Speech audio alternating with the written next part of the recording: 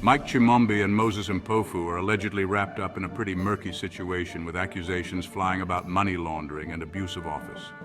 This all ties back to a dispute over a contract with another businessman, Chivhayo, supposedly about supplying election material to the Zimbabwe Electoral Commission. Now, you'd think it'd be straightforward, right? But no.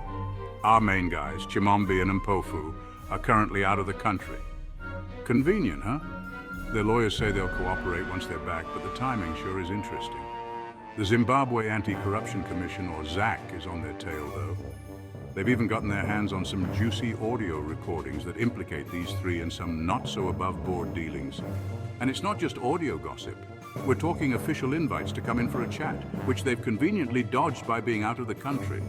Sabc's message? No sacred cows, they mean business and are ready to take this to court if needed. But here's the kicker. The investigation has hit a major stumbling block.